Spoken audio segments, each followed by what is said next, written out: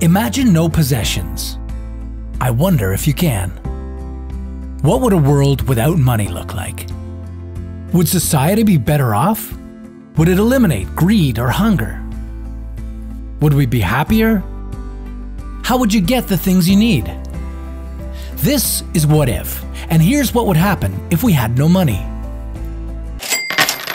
Dollars, cents, savings, debt. Like it or not, this is our society today. But it wasn't always that way.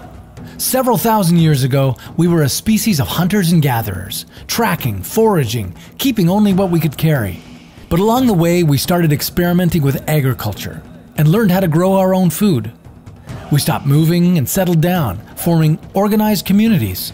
Life got easier, but we still wanted more than we had. So we began to barter. Fast forward a few thousand years to the first minted coin in 600 BC. Cash became king. And today, money still does the talking. So what would you say if the world suddenly went broke? Understandably, it isn't easy to imagine a world without money, so we went ahead and did the hard work for you.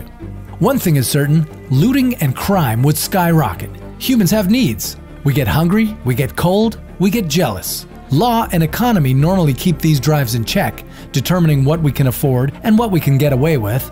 But suddenly, everything has lost its value, and whoever's job it is to watch the goods or maintain order no longer has an incentive to do so. No one wants to work for free. Without paychecks, we lose important services. No police, no fire department, no doctors, no military. And what about technology? Power isn't free, neither is running water. Definitely not gasoline. And ditto for cell service and the internet.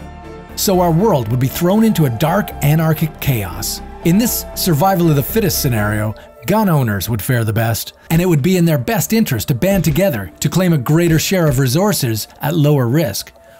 With humans forming into factions, we can already begin to see a repetition of early sedentary societies. The streets would no longer be safe.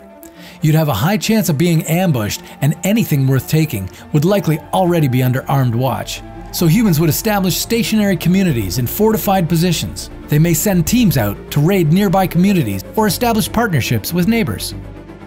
We'd have to re-establish the barter system, only it's harder to do in modern society.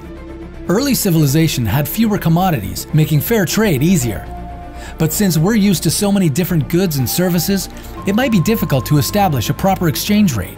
It's not simply a matter of trading apples for oranges. Is a Granny Smith worth as much as a blood orange? What if your apple's organic and the orange is GMO? What protections would we have against counterfeit goods? And how could you save for the future if everything in the market has a shelf life? These are only some of the concerns that we've more or less resolved since the introduction of currency. But maybe a world without currency would be an opportunity to restructure our society. Today, we produce enough food to feed everyone, yet people still go hungry. And there's enough shelter for all of us to sleep soundly, yet some of us are homeless. Without money, we might learn to be comfortable with less.